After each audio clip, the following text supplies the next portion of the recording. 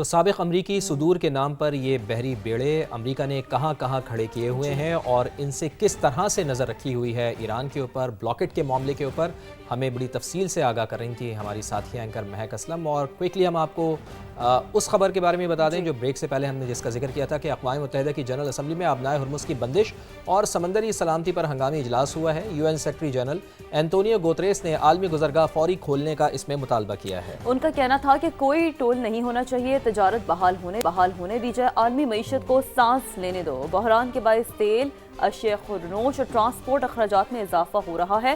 دنیا بھر میں سپلائی چین بھی متاثر ہے۔ اجلاس میں روسی سفیر نے مغربی ممالک کو خطے میں کشیدگی کا ذمہ دار بھی قرار دیا ہے۔ ان کا یہ بھی کہنا تھا کہ جنگی حالات میں ریاستیں سیکیورٹی وجوہات پر پابندیاں لگا سکتی ہیں۔ یہ بہرحال ان کا ایک بڑا بالکل، اور یہ بڑا ہنگامی اجلاس تھا اقوام متحدہ میں، اور اس حوالے سے جو تفصیلاً سامنے چیزیں آ رہی ہیں تو اب دیکھنا یہ ہوگا کہ اس کا امپیکٹ کتنا پڑتا ہے۔ اور دوسری جانب ایران کی جانب سے ایرانی آئل ٹینکر کو قبضے میں لینے کی مذمت کی گئی ہے۔ ترجمان ایرانی وزارت خارجہ اسماعیل بقائی کا کہنا ہے کہ آئل ٹینکر کو قبضے میں لینا قزاقی کے مترادف ہے۔ سوشل میڈیا پیغام میں انہوں نے طنزاً یہ کہا کہ سمندر میں سرکاری قزاق واپس آ گئے ہیں، یعنی کہ بلاکٹ کے حوالے سے انہوں نے امریکہ کے اوپر ایک بہت گہرا طنز کیا ہے، بہت گہرا طنز کیا ہے۔ اور وہیں پر پاکستان نے بھی اپنا نیریٹو سامنے رکھا ہے۔ پاکستان کا اقوام متحدہ میں سمندری راستوں میں رکاوٹ پر تشویش کا اظہار، عالمی سمندری گزرگاہوں کا تحفظ عام معیشت کے لیے ناگزیر انہوں نے قرار دیا ہے۔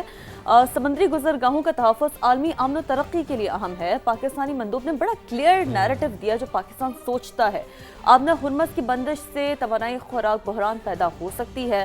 عاصم افتخار نے اپنی گفتگو میں یہ بھی کہا کہ سمندری رکاوٹوں سے ترقی پذیر ممالک سب سے زیادہ متاثر ہوں گے، کیونکہ ظاہر ہے فیس کرتے ہیں، سب سے زیادہ افیکٹڈ وہ ہوتے ہیں۔ یعنی کہ صرف پاکستان کے حوالے سے ہم نے بات نہیں کی ہے، ہم ہمیشہ پاکستان جو موقف دیتا رہا ہے وہ دیگر ممالک کے تناظر میں بھی موقف دیتا رہا ہے۔ تو پاکستان خطے میں کشیدگی کم کرانے کے لیے کوششیں کر رہا ہے، عاصم افتخار نے یہ بھی کہا، اور پاکستان سمندری سلامتی کے فروغ کے لیے کردار ادا کرتا رہے گا۔ اور ترقی یافتہ ممالک کی بات بالکل صحیح کیا عاصم افتخار صاحب نے کہ ان کو تو کوئی فرق نہیں پڑے گا، لیکن جو بیچارے ترقی پذیر ممالک ہیں جہاں پر ترقی ہو رہی ہے اصل تو امپیکٹ ان کے اوپر پڑے گا، اور پاکستان بھی ان ترقی پذیر ممالک میں شامل ہے، یہ ہمیں نہیں بھولنا چاہیے۔